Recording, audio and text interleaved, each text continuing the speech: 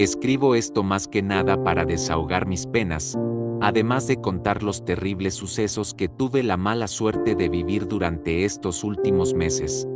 Todo comenzó cuando una noche limpiando el ático me encontré con unas cajas que pertenecían a mis abuelos, mismas que revisé con tal de recordar una que otra cosa. Entre todo ese montón de antigüedades me topé con un extraño reloj de bolsillo que no había visto antes, uno muy viejo que presentaba signos de deterioro en su cuerpo. Desde que lo vi me transmitió una sensación de inquietud que no se me despegaba de encima. Curioso levanté la tapa para verlo más de cerca y, como era de esperarse, este no funcionaba.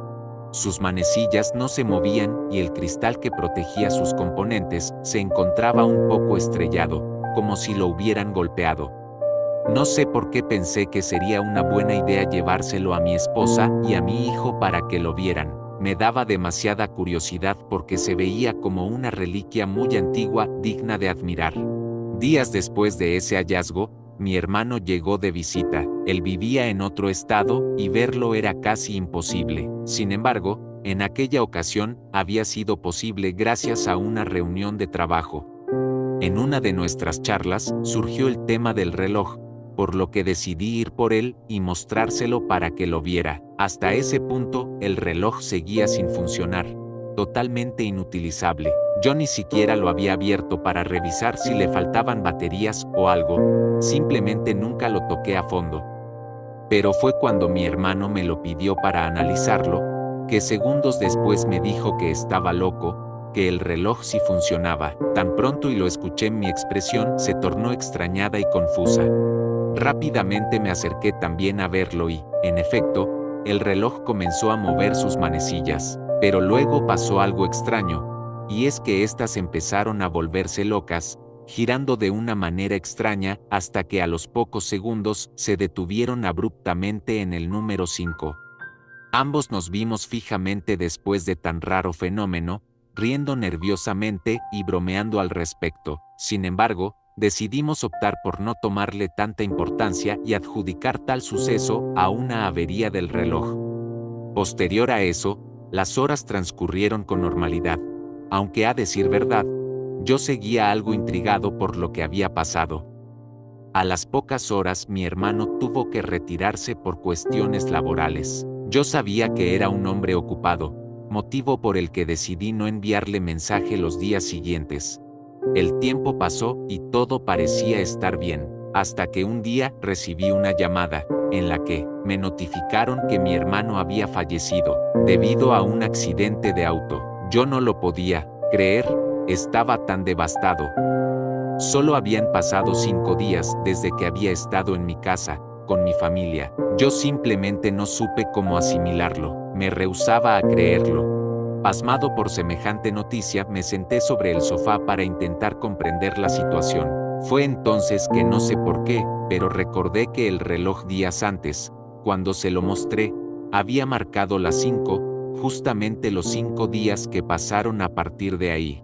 En mi tontería por querer unir los eventos fui a donde había puesto el reloj, y tras levantar la tapa me di cuenta de que las 3 manecillas ya no se hallaban en el 5, sino en el 12. Nuevamente se habían movido y no entendía el porqué.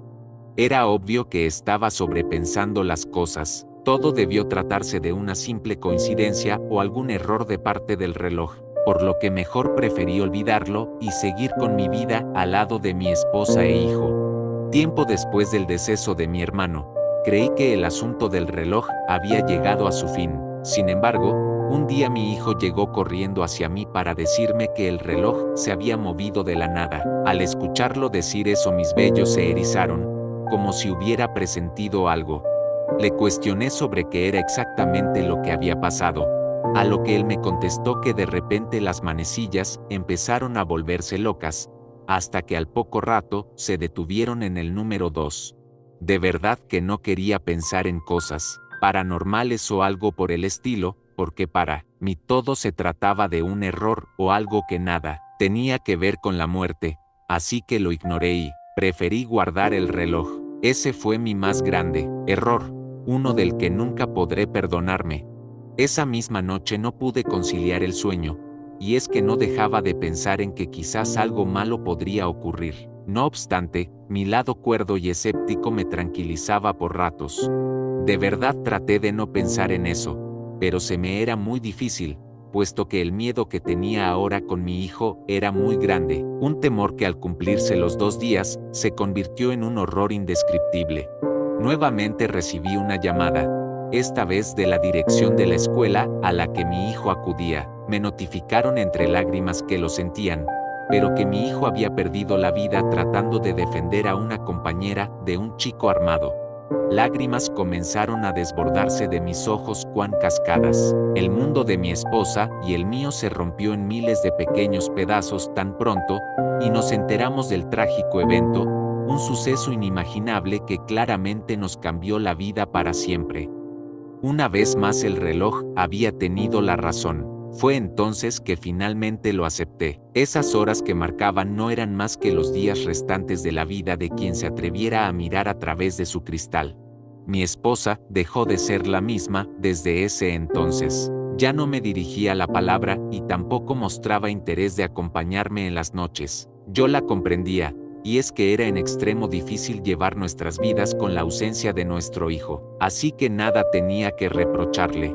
Intenté consolarla muchas veces, pero en cada una de esas ocasiones todo fue en vano. La pérdida de nuestro hijo la había afectado tanto que era como si se hubiera ido junto con él.